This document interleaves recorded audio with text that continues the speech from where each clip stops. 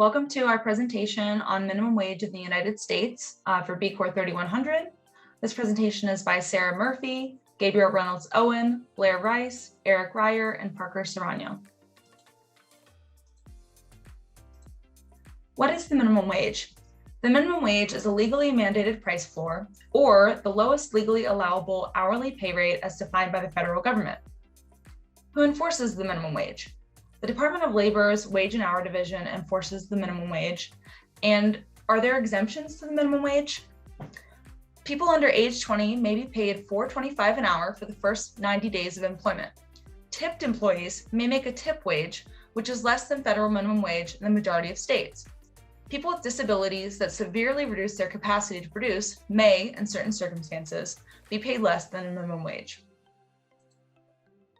The New Deal was a series of programs, public work projects, financial reforms, and regulations enacted by President Franklin Delano Roosevelt in the US between 1933 and 1939 that aimed to address the serious problems brought on by the Great Depression.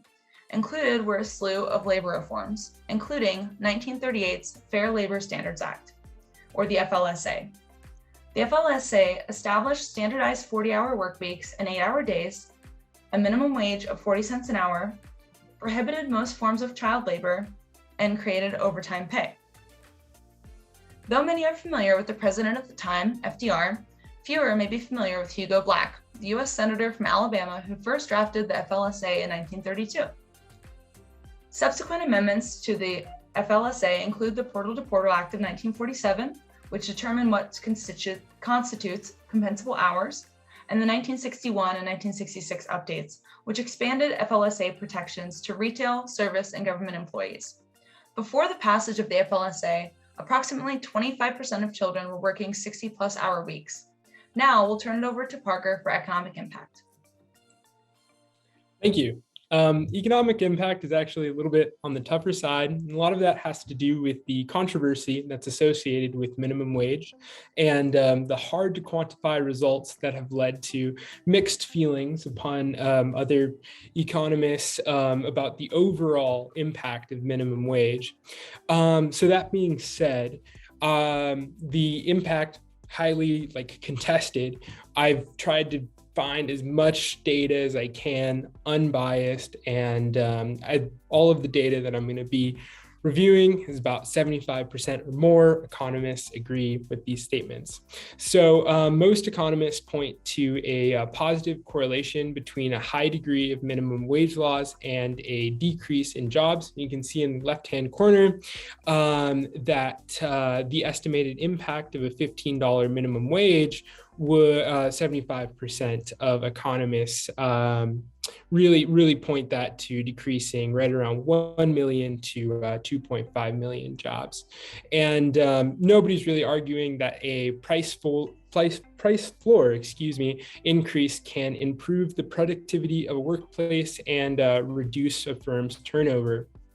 And lastly, one of the biggest impacts, and is a positive impact, is that minimum wage has the greatest impact on low-wage workers, and in turn, the low-wage workers have the greatest effect on the economy in general. The Institute for Policy Studies reported that for every dollar going to the wallet of a low-wage worker, about $1.21 is added to the overall economy. So it's a pretty good way to impact the economy as a whole, is to impact that low wage segment. And then we're going to move on to Sarah with the causes. All right, so as we've touched on, the cause of minimum wage dates back to the Great Depression, done by Congress and passed off by President Franklin Roosevelt under the Fair Labor Standards Act in 1938. Minimum wage was created to stop employers from exploiting employees through unfair low pay. Unfortunately, the Depression led to thousands of workers being paid pennies a day. The FLSA changed this by setting the minimum wage at 25 cents.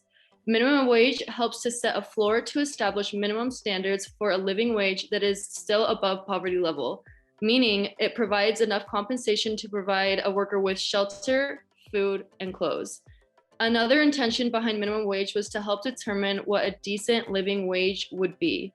Although, with inflation taken into account, this concept becomes a bit blurry because it hasn't kept pace with the rising cost of living. This causes many workers to live below the poverty level. It is also not adjusted with inflation.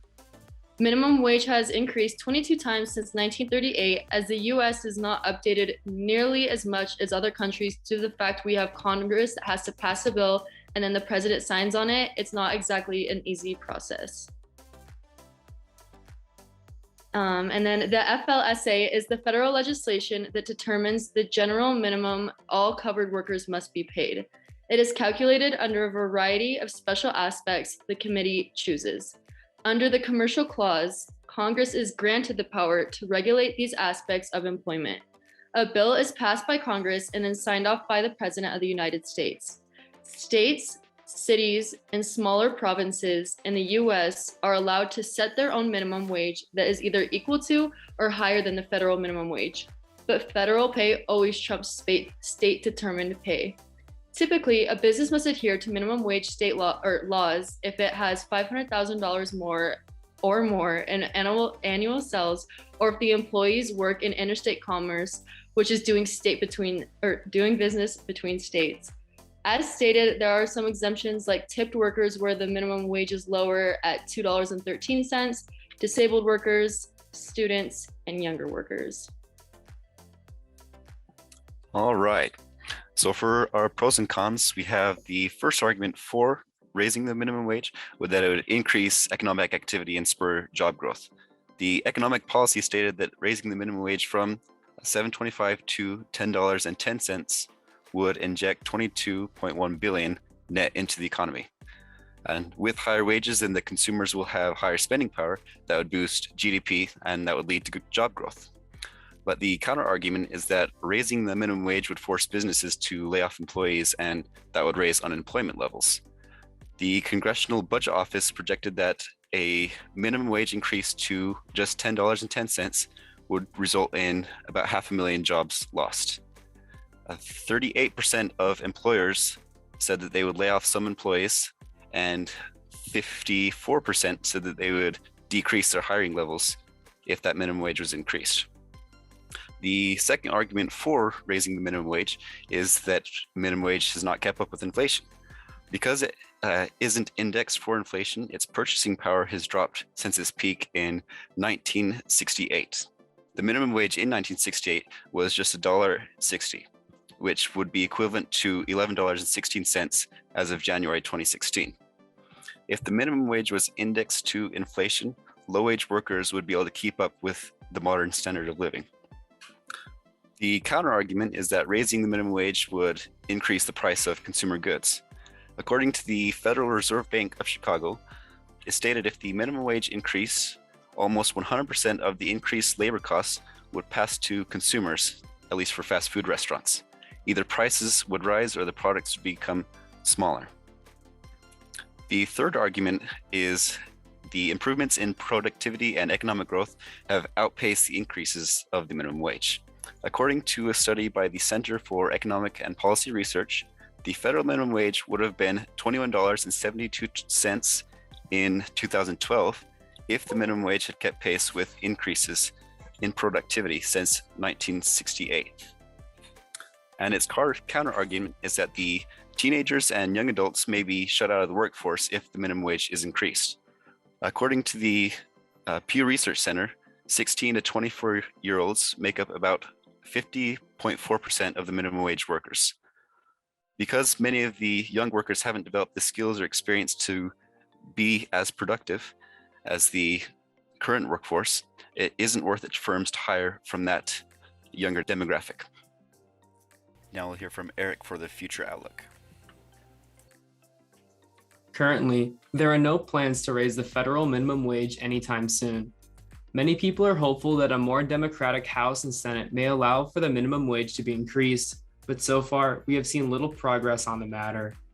Additionally, there was an act presented to the Senate which would gradually increase the federal minimum wage to $15 by 2025, but many critics claim we need immediate action and even higher wages to account for inflation in the next 4 years. This act hasn't seen much action since its introduction and is likely to not ever pass. Time and time again, we have seen reports that it is impossible to survive in America on just minimum wage. Those on minimum wage are unable to support families, invest, and spend their money, which prevents the growth of the economy in future generations. If the minimum wage remains stagnant, the opportunities of those working for low income will continue to drop, and the divide between the wealthy and poor will greatly deepen. However, many states raise their minimum wage independently and don't abide to the federal minimum. Select states already pay $15 an hour, while others remain stagnant at $7.25. In January of 2022, we will see even more states raise their wages, helping millions of Americans. Thanks, and here are resources we use if you have any questions, but thank you so much. Bye.